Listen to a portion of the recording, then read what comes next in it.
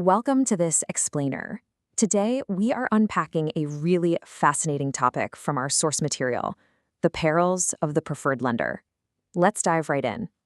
So, picture this scenario. Imagine a prospective buyer. Let's just call her Sarah. She's buying a house. Now, as we all know, this is one of the most high-stakes, stressful financial decisions of her entire life. She's found a great real estate agent, and they hand her a glossy business card for their preferred lender.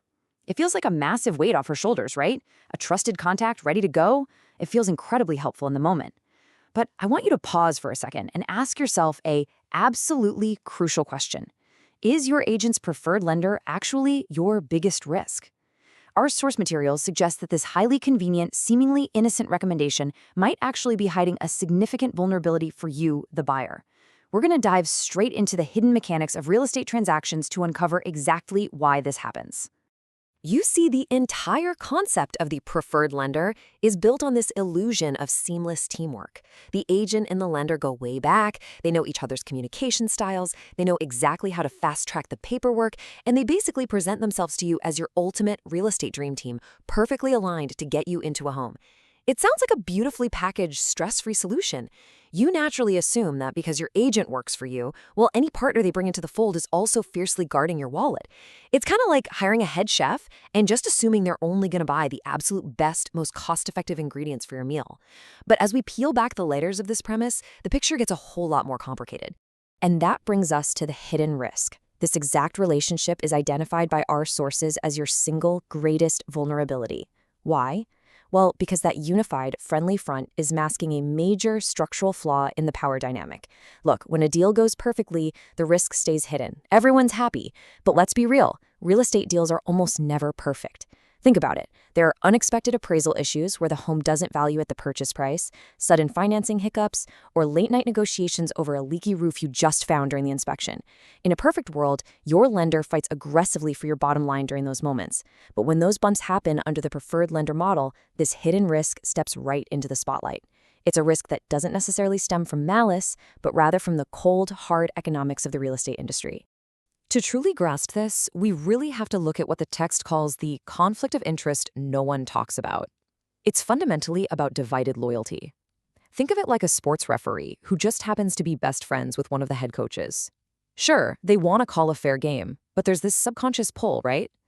You, as a home buyer, are doing a transaction with this lender exactly once, maybe twice in a decade. But your real estate agent? They might send this exact same lender dozens of clients every single year. So when push comes to shove in a difficult negotiation, whose relationship is more valuable to the lender's long-term business? They want to serve you, absolutely. But they absolutely must keep the agent happy to keep that lucrative referral pipeline flowing. So here's the exact chain of events that turns this theoretical concept into a tangible reality. Step 1. The real estate agent wants their commission check. Let's be honest, that's their livelihood, it's the entire goal of their job. Step 2. To ensure the deal closes smoothly and that check actually clears, the agent recommends their preferred lender. Now, step 3 is where the trap actually springs. The lender, acutely aware that their future business relies on this agent's happiness, makes decisions designed to protect the agent's deal. The priority subtly shifts from fighting for the absolute best, most aggressive financial terms for you to simply making sure the transaction crosses the finish line. Make no mistake about it, the underlying driving force behind the preferred lender's actions is the agent's commission check. Like we said, it's not that the lender is inherently malicious. Actually, scratch that. It's more about the gravity of the situation. Every single decision, every interest rate offered, and every piece of advice given is kind of orbiting around the central sun of ensuring the agent's deal survives. As a buyer, you need an advocate whose sole focus is your bank account, not someone who's constantly checking the rearview mirror to make sure the agent is smiling. You need a steadfast financial partner, for sure, not someone managing a delicate balancing act between two masters. So what does this all mean? And more importantly, how do we fix it? Well, the resolution presented in the text is remarkably simple. The independent lender. Bringing in your own financing from an institution or broker that has absolutely zero prior relationship with your agent completely resets the table. An independent lender doesn't care about your agent's commission check. They don't rely on your agent for their next 10 deals. They rely entirely on you. Cutting the strings of that conflict of interest puts you firmly back in the driver's seat of your own financial transaction. It's incredibly empowering. The contrast here is incredibly stark. On one hand, you've got the preferred lender. As we've explored, this model is inherently driven by the need to protect the agent's commission. Their loyalty is basically split.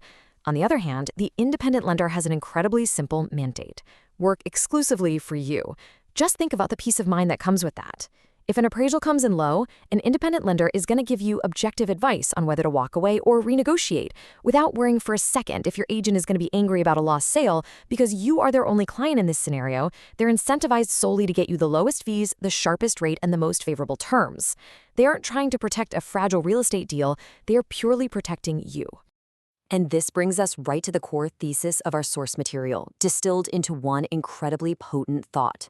Choosing an independent lender ensures they work for you, not the agent's commission check. That is what this entire dynamic comes down to. It's about taking back control. It's about demanding that the person handling hundreds of thousands of your hard-earned dollars has an undivided, absolute loyalty to you and absolutely no one else. There's just incredible peace of mind in knowing your lender has only one agenda. We've unpacked the invisible threads connecting real estate agents and their preferred lenders today, and we've seen how the pursuit of a commission check can inadvertently compromise your position as a buyer. So I want to leave you with this final provocative thought for the next time you or someone you know enters the real estate market. When you finally sit down at that closing table, sign that massive mountain of paperwork, and get ready to take the keys to your new home, who is your lender really working for? Make sure you know the answer to that before you sign on the dotted line.